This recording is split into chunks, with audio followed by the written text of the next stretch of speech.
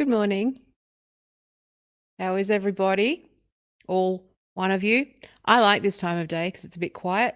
I also like going live when some of the big guys are going live, like Tim Pool and Jimmy Dore, because all the fuckwits are on those feeds, are on those streams.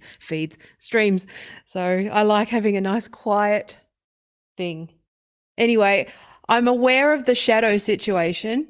I know that now I've pointed it out, it's probably going to annoy you, but I need to invest in some proper 4-point lighting and stuff to sort of deal with the shadows, but do try to be understanding. I'm making it up as I go along. So, all right. I've been pushing this one back and back because it's something that's this is not about the Judiciary Committee hearing that just went on. I haven't watched it. It's 4 hours. I got shit to do. But this one is actually more about the Biden transition team and why I think people need to be a little bit more skeptical about their optimism when it comes to regulation of big tech. Now, there's a saying in international relations, and I think it applies pretty much broadly to politics and policy, right? That we have no real enemies or allies, we only have interests. I'm paraphrasing, but you understand. There's no allies or enemies, only interests. And I think that's a rule that people really need to start understanding, especially when we're talking about the United States-based tech companies, and the fact that we are sitting on American platforms, which means that we are at the mercy of American political interests. And that has to be the thing that underlines a lot of what this tech policy, you have to start thinking a bit more critically about tech policy, okay?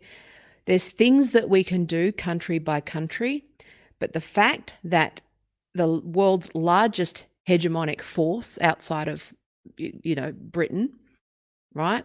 The largest, most dominant army, the largest, most dominant set of interests, corporate interests, right, are also the people who are in charge of our technology and the platforms that we use. I know I've talked about decentralizing and localization before, but I think that we need to be a little bit more skeptical, shall I say, of where tech policy is heading, okay?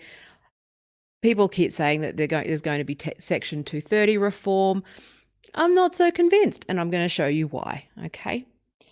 Now, let's talk about Biden's transition team, okay? I had a joke, actually. The reason why Biden supports transitioning is because at the time they thought that he was asking about his transition into president. Anyway, whatever. What? Yes, I do want peaceful transition. Good. Joe Biden says yes to transitioning. Anyway, bad joke. Okay, so there are no allies or enemies, only interests. Let's start with who donated. Okay, Reid Hoffman. You might not be familiar with somebody called Reid Hoffman. Unless you're in tech or sort of in those circles or in political circles, right? You might not know who some of these key people are. Reid Hoffman, right? Even though he looks like he crawled out of a basement, he is actually a billionaire founder. He is the founder of what I would argue is the most evil, coercive corporate psyops platform that exists currently today. And he is the founder of LinkedIn. Okay, he has donated billions. Fuck, don't quote me on that. I didn't get the numbers there, but a lot of money, okay, to the Democratic Party, the Democratic campaign, to the point where a lot of Democrats are actually starting to get a bit pissed off about Reid Hoffman's influence, especially progressives, right?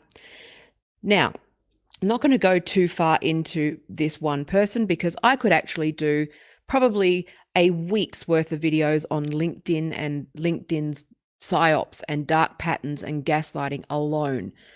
LinkedIn exists. For some reason, LinkedIn flies under the radar, right, with all of this corporate psyops, because it is so establishment and it is so anti.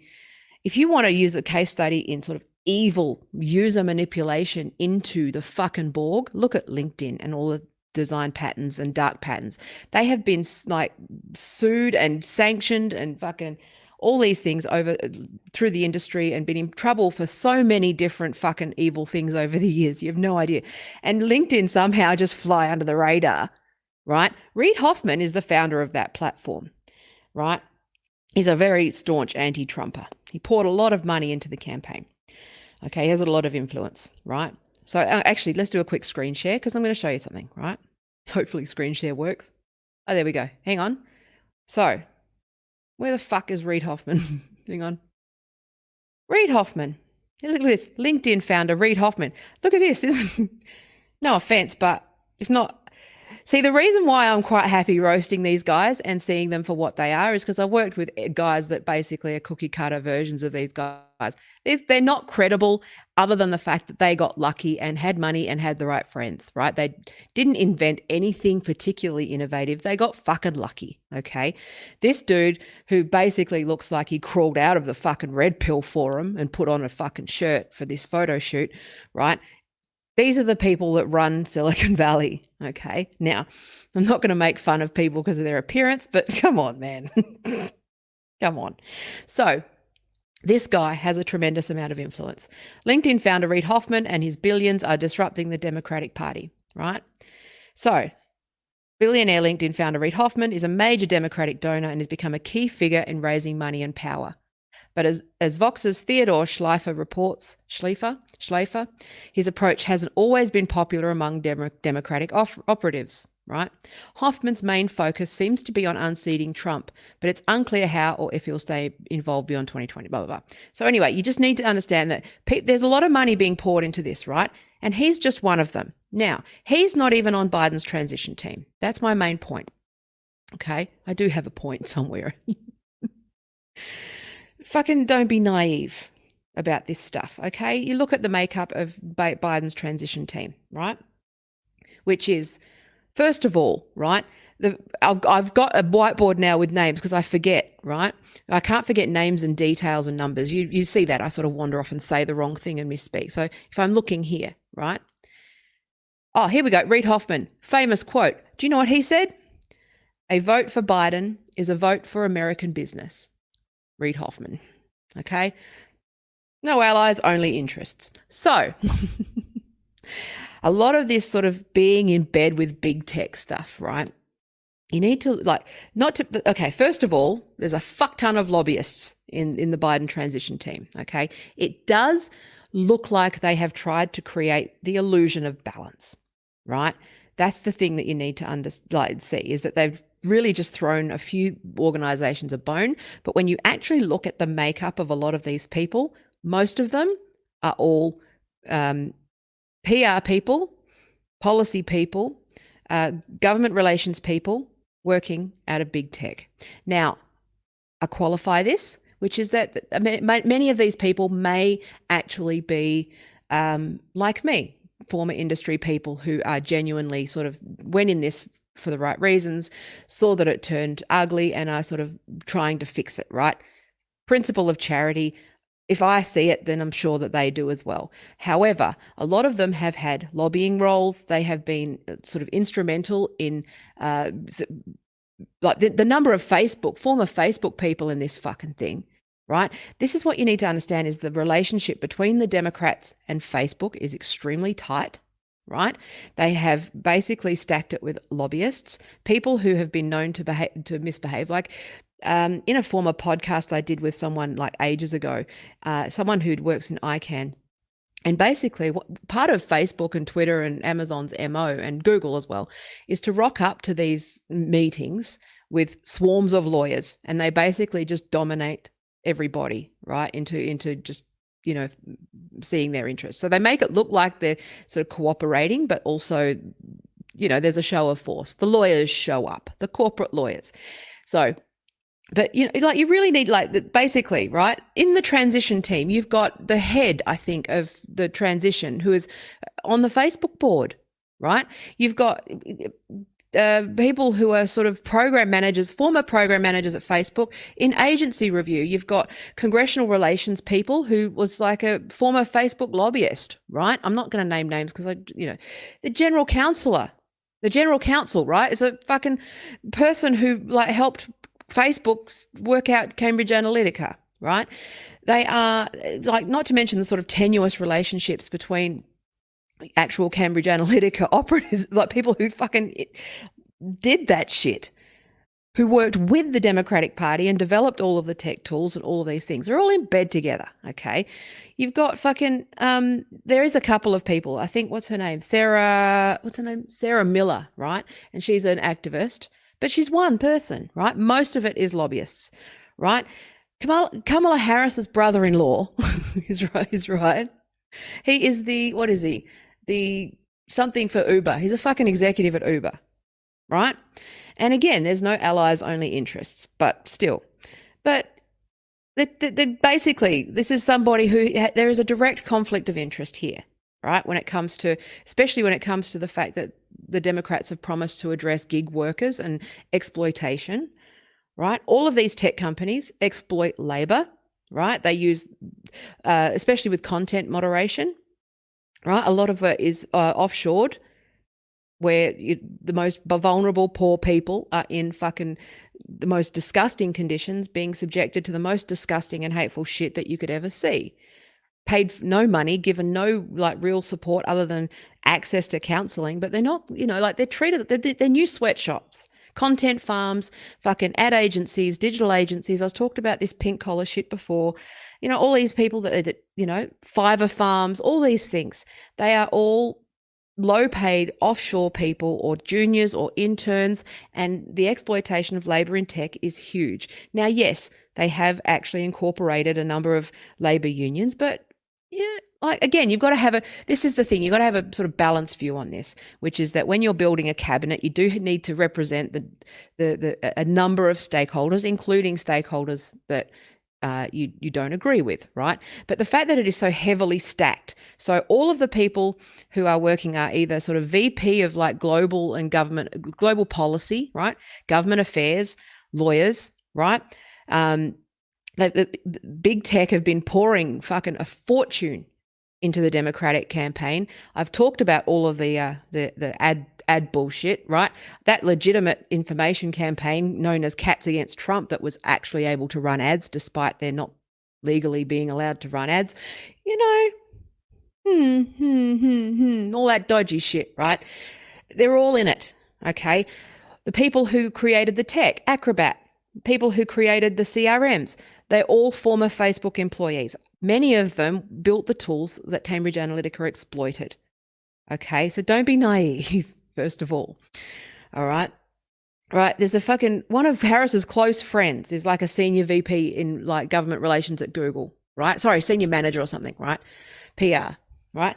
They go back as far as Gore and Obama, people who were instrumental in creating the radicalization fucking handbook that I've walked through in various videos, go back as far as the Obama campaign. That fucking, micro donations, sign up to the funnel, to the email list, and then get into the CRM, that was orchestrated by Obama, right? When people say that Cambridge Analytica did it, they didn't. The Obama campaign was the first real architect of that approach, those dark patterns and those manipulations. So, and a lot of those people are on this team. And they keep saying, we need to fight hate, we need to fight disinformation. But that's not what they're doing. They're fighting dissent, okay? And a lot of this is going to be the stuff that fights the corporate machine, and that's my point, okay? If Reid Hoffman is 100% correct that a vote for Biden is a vote for American business, what about Australian businesses? What about Australian political norms?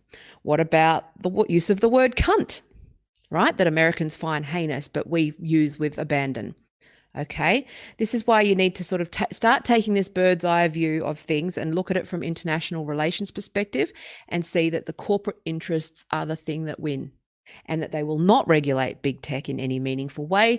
They are basically going to rig big tech in their favor. Okay, so what they're going to do is come down hard on anybody who questions the corporate machine, the corporate war machine, or the corporate media. All right. And if you fall on the wrong side of all of these things, pharma, fucking tobacco, fucking oil, war, this woke shit that's a content factory, you're toast, because you just get, accused of hate. And that's the thing. And this is why Sacha Baron Cohen is pissing me off, because yes, there are valid criticisms to be had about Facebook, right? And with Myanmar, they're using these emotionally manipulative, catastrophic events while willfully ignoring that the definition of hate is moving. And LinkedIn, if you look at LinkedIn and you see those fucking same stupid gaslighting cunts that call anybody who asks questions negative, or anyone who isn't like in the life coach woke cult, trouble, or any female, right, who asserts herself as negative or bossy, do you want them in charge of deciding what hate is and what is hateful? People like Reid Hoffman, right, who get to decide what negativity and hate is? No. Okay, this guy is walking around with fucking Trump derangement syndrome. I don't trust him, right? And that's why I think you need to be extremely, extremely cautious. All right. Right. Yeah. So hang on. I'm just going to have a look at some of the comments. So where we go. My ex uses LinkedIn, has a totally unprofessional fake profile and calls himself a company director. Yeah. Yeah. LinkedIn is awful, right? I sit and observe anybody who takes LinkedIn serious. It is so it's so ingrained in American corporate sales grift culture, like MLM scams and fucking business bullshit and just wankery. It is just the biggest wanker platform that ever existed. I don't know how it goes under the radar. It is far more manipulative and far more dangerous than Twitter or Facebook combined. It is awful. But so the leader of the Liberal Dems here in UK, Nick Clegg, suffered miserable. Yes, I know, that was what I was getting to. So Biden and Nick Clegg, who is a former Deputy Prime Minister of the UK, is a Facebook executive, right? He's close friends with Biden. Like they go back a very long way, right? And again, there are things, like, I'm not saying that people can't be friends, and that's a point, which is that, but at the end of the day, right, if you've here we go. Here's a famous LinkedIn phrase. It's not business. It's only business. It's not personal. That's right. Well, I happen to think that business is personal, and I operate in business the same way I would personally, right? Which is with respect, and I don't hurt people. But there's a lot of people and this is LinkedIn culture. It's not business. It's personal. So you can't see how, these personal relationships, whilst significant, while the interests would not dominate. Again, things that we know to be true, right? That many a friendship has fallen over work or business or an expectation of a favor, right? How many friends have unfriended me over the years because I didn't do work for free or do them favors that they expected me to do? It's like, no, I don't do work with friends, right? Your friends afterwards. But I'm just saying, right? Now, the thing that you also need to remember, okay, and this is something that people, they just have a blind spot for. WikiLeaks, that thing where a journalist is currently being tortured by the United States government while everyone turns a blind eye, right? In those leaks, it was shown in 2008 that Citigroup emailed Obama with a list of people they wanted on their campaign, on their cabinet. And that's who was on the cabinet. Okay? Don't be naive about this shit. The transition team is full of lobbyists, okay, from fucking mostly big tech, but, oil, pharma, energy, all these people. It's not going to happen. First of all, that you're already seeing, I haven't watched Congress is Congress, right? That works somewhat independently of the president. But if you start looking at the interests at play, there is a whole bunch of tech people who are used to swindling and shifting and getting around the law, right? And one fucking activist who actually gives a fuck about this stuff, right? The rest of them either work in those companies, are founders of those companies, or they're giving loads and loads of money to those companies. Okay. It's fucking, I don't know what else I need to say. The thing is, it's just like, yeah, look at it. Sheryl Sandberg, okay, was once considered for Secretary of, was it, what was the thing on? Secretary of Commerce for Hillary. She was largely in consideration for being Secretary of Commerce for Clinton. They're all in it. You think they're going to break up their mates' companies? Fuck off. You think they're going to actually break up a company that helped them win this election, which we all know happened, right? You think they're going to break up the company that allowed them to just be like scapegoat Facebook for this like Russian disinformation fucking hoax? Right? Yes, there's disinformation, but not at the scale that, there was no conspiracy. It's just that's what international, that's happening everywhere. It doesn't matter. It's just spam and troll bots and troll farms. I've showed you all of this stuff, right? But do you really think that that's going to happen when all of the transition team are from like fucking Goldman Sachs and Citigroup and fucking Lyft and Uber and Amazon and Facebook and Twitter and fucking, I don't see any like former EFA, Electronic Frontiers fucking people on the group. I don't see any ICANN people. I don't see any any fucking actual people who are digital policy people. I see a lot of PR people who are in who are basically, in government affairs and PR on behalf of tech companies. And again, they may have had a crisis of conscience in the last couple of years, or it may just be a load of shit. And they're trying to game all of these tech companies and basically do what they've done with the media and own it. They're not trying to regulate it. They're trying to control it. Different things. Okay. Now, whether or not there's sort of conservative censorship remains to be seen. But Reid Hoffman, a vote for Biden is a vote for American business. Yeah, it is. And we're not Americans. And I don't care about business interests. I thought that a vote for Biden was a vote for breaking up tech companies so that they could ensure that there were basic civil liberties upheld.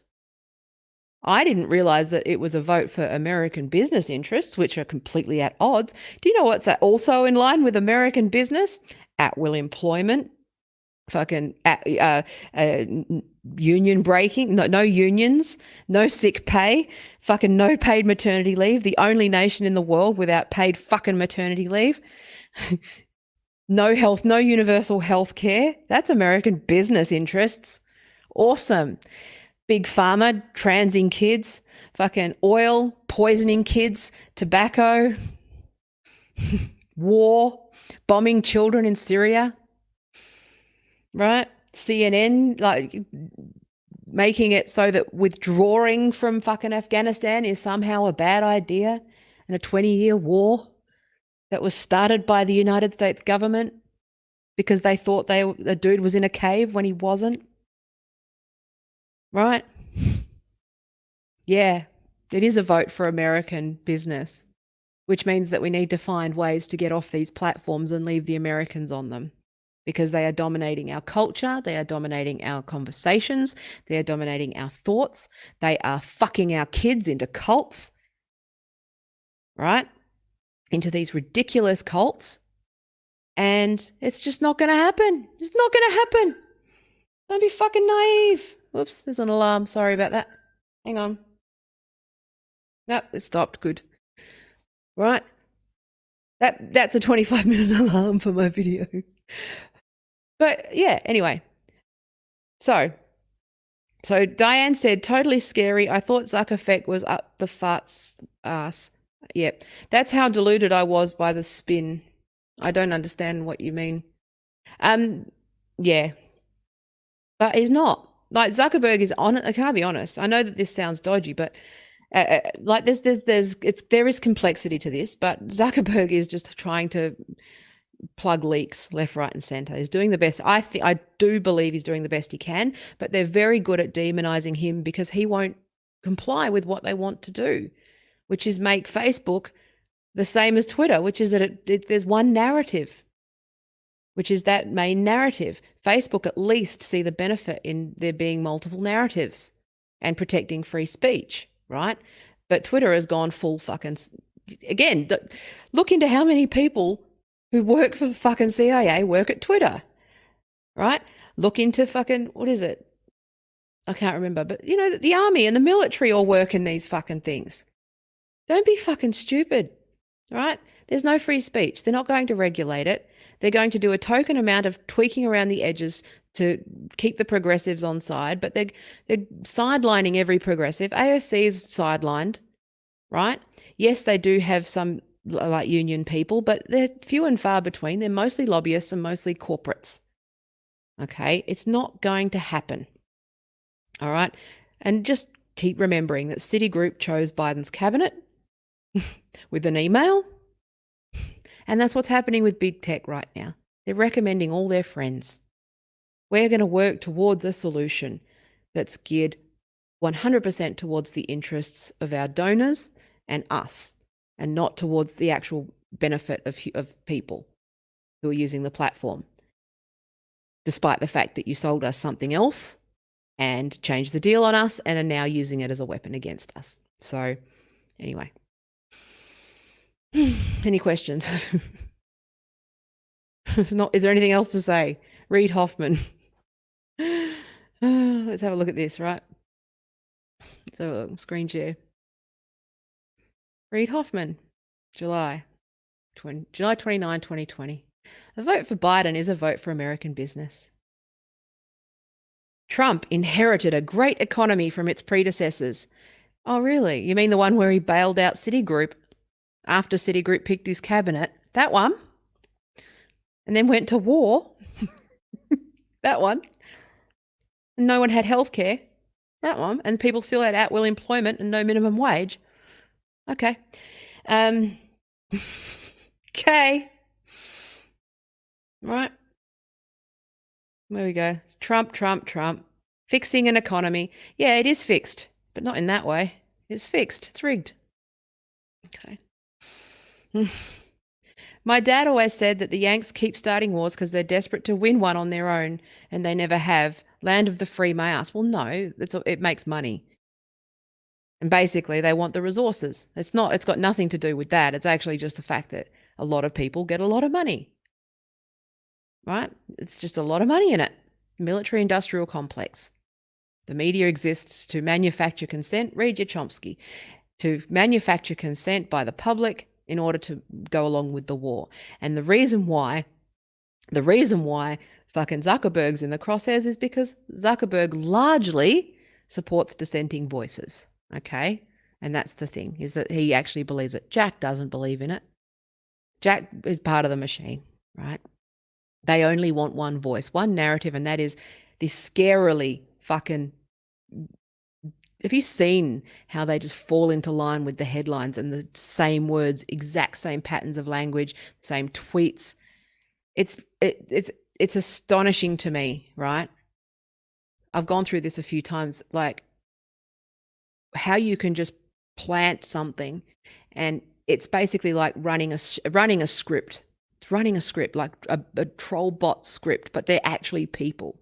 So you'll post something. This happened last night. I've had a bit of a break, but I logged on last night to have a bit of fun. And I logged on last night to the Women's Rights News page, and they posted some fucking vile thing against women. And I just said, well, we get it. You hate women. And then, dude with a beard dude with a beard comes on and starts mansplaining on a woman's website, on a women's community, because he's a real winner. He's a winner. He's probably friends with Reid Hoffman, right? That type. I don't even know Reid. I'm just fucking whatever. I know everything there is to know about it. If he's in tech and he looks like that, I know everything there is to know about him. He pays for prostitutes, I'll bet. In my opinion. It's comedy, disclaimer. Anyway, what was I going to say? Oh yeah, I was going through this thing, and it's like just run this fucking batch script. It just runs like a script. This dude, then that anime thing says this, then they say turf, then this happens and this happens. And then some dumb chick says, you don't understand science. And then a bunch of people say, actually, you don't understand science. And then you get blocked and banned. It's amazing. It's so predictable, like a script. It's hilarious. It's the stupidest cult ever. But the thing is, it's a cult that's in the tech, that it's supported by them. So what are we going to do? I've just surrendered to the fact that I'm probably going to be banned. And I don't care because I'm sick of social media anyway. So I don't give a fuck anymore. But yeah, I'm just going to fucking retire and do something else. I don't care anymore. So I just say what I want as long as I'm allowed to. But they're not going to regulate this shit, right? They're just going to keep moving the bar and nudging and nudging and nudging until there is only one thin slice of acceptable viewpoints with some slightly rough at the edges acceptable viewpoints, right? Just to make it look like there's dissent, right? They keep those sort of, people like the wokes that are still the people that are sort of LARPing as the left wing of America when they're fucking not. They're the right wing, right? And they're the boundaries for acceptable conversation will narrow and narrow and narrow, and people will just gradually be nudged into thinking and gaslit that somehow they're an evil person and they've been radicalized if they have a dissenting view. That's the plan. Is to quell dissent, keep people asleep, and keep people not criticizing the fact that it's all stitched up. They're all friends with each other. They all fucking hang out. Sandberg fucking, they're all best buds with all of them. And it's no different for the Republican Party. It's the same thing with the fucking oil and tobacco of the old with the Republicans, except now you've got pharma and tech on the side of the Democrats. That's it. Same thing. Same shit, different day. Whiter teeth and fucking ripped jeans. Don't let that fucking Jack's beard and like all that shit fool you into thinking that he's some sort of everyman. Right? People dressing like they're fucking billionaires that are dressing to look like they're poor because that's part of the fucking disguise. They're fucking evil. All right. And I do think, again, they as a collective, as the interests at play, not the individuals. The individuals, I don't believe people do evil things. I believe that interests, money and power corrupt individuals, just how the whole system is rigged to reward people who, basically create corporate psyop social media platforms and not those that actually build ethical design principles from the get-go. I've been building that shit for years. I'm not a billionaire. I'm barely getting by because I refuse to suck dick for money. Okay, so pay attention to this stuff. So I'm going to go, right? Yeah, this is a professional live stream, so I will talk later. I'm going to go. I think that's all, unless you've got any other questions. No, okay, good. That's it. Thank you for your precious live seconds. Don't fucking think that, honestly, if they fucking regulate anything, I'll be surprised. They're just going to call everything that's critical disinformation from this point on. And the problem is that they're the ones that are running the disinformation campaigns. But the disinformation is coming from corporations and it's marketing. Okay, so what we need to do is work on alternative platforms, and that's all we can do. Go back to the Wild West. That's all you can do. Anyway, I love you. I think just accept the fact that Twitter's not going to change, Facebook's not going to change, LinkedIn is they're going to get worse. Okay, and I do feel that Mark Zuckerberg is a dead man walking, even though he's trying his best, right? But he's only one person, and I think he stays purely because he has to, because he wants to sort of retain some semblance of what was there. Again, that's benefit of the doubt. I think that Facebook has been compromised by fucking political hacks and cynical careerists, and it has been for years, right? As soon as the hedge funds got involved, as soon as politics became involved, as soon as Sandberg, and her fucking links were there, that's it. It's over. She's pushing, leaning in. One of the world's most powerful women, victim blaming women who've been sexually harassed. telling them that they should lean in. Is that all that you need to know about corporate fucking, about these people and how they're not good people? Every woman who has talked about structural issues in employment, and she turns around and says that people should lean the fuck in. No, fuck you, you rich fucking cunt who's let your whole fucking sex down. I'm going to go. I hate her, man. She is the worst. Anyway, I'm going to go. Thank you for your precious life seconds. I'll talk tomorrow. Bye. Oh, if you want to support me, go to my website. No one's doing it. Doesn't matter. I'm just kidding. I know you're all poor. There's no jobs. There's nothing. Don't worry. I'm just saying, if you want to, you can. No one pays the fucking, like, yeah. Anyway, bye.